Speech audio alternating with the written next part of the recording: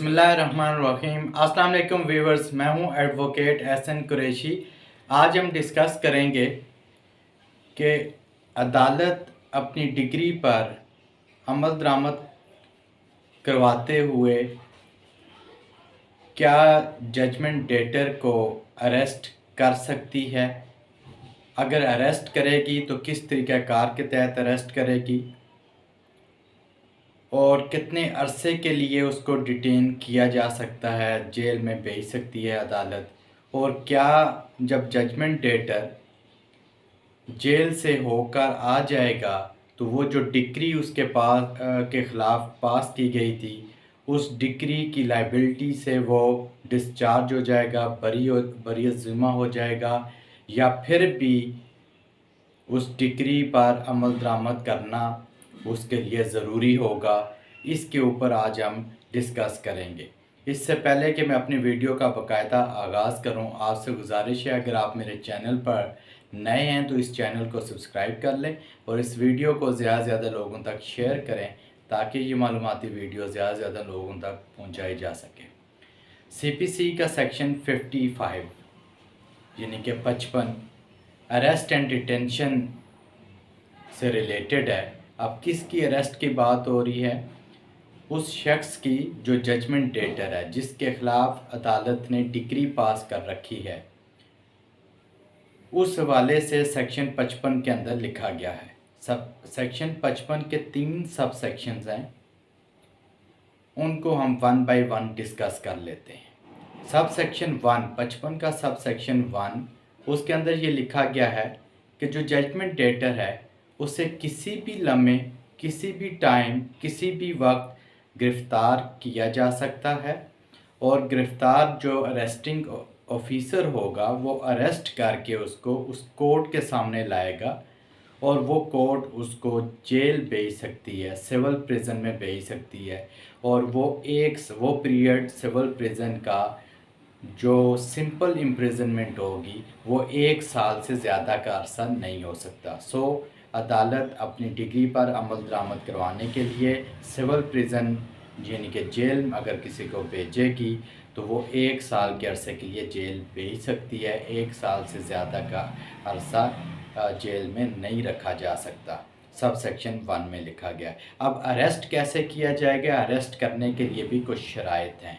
पहली शर्त तो ये है कि ग़ुरूब आफ्ताब के बाद और तलूए आफ्ताब से पहले जजमेंट डेटर या मदयून डिक्री के घर नहीं घुसा जा सकता। ये नहीं हो सकता कि उसके घर दाखिल होकर उसको गिरफ़्तार किया जाए। कब? ग़ुरूब आफ्ताब से पहले, ग़ुरूब आफ्ताब के बाद और तलूए आफ्ताब से पहले डिवेलिंग हाउस के अंदर दाखिल नहीं हो सकते। यानी कि जजमेंट डेटर बेशक रहता हो मगर ग़ुरूब आफ्ताब के बाद और तलूए आफ्ताब से पहले जजमेंट डेटर के घर जो है वो दाखिल नहीं हो सकता, घर दाखिल होकर अरेस्ट नहीं किया जा सकता।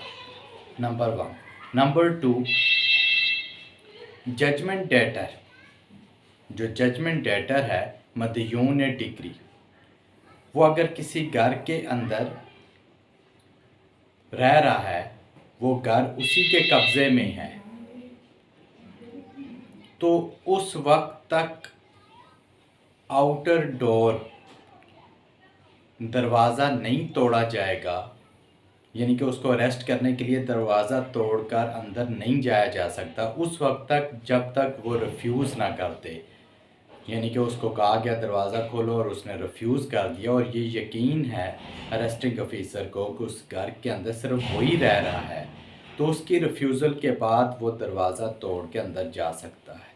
एक सूरत हाल ये है। दूसरी सूरत हाल ये है कि अगर अरेस्टिंग ऑफिसर के पास कुफल शिकनी और दर शिकनी के आर्डर मौजूद हैं, यानी कि दरवाज़ा तोड़कर अंदर दाखिल होने के आर्डर मौजूद हैं, तो फिर वो उसके रिफ्यूज़ल पर अंदर दाखिल हो सकता है। फिर वो घर के अंदर दाखिल हो सकता है, उसके लिए प्रायर परमिशन की ज़रूरत नहीं है।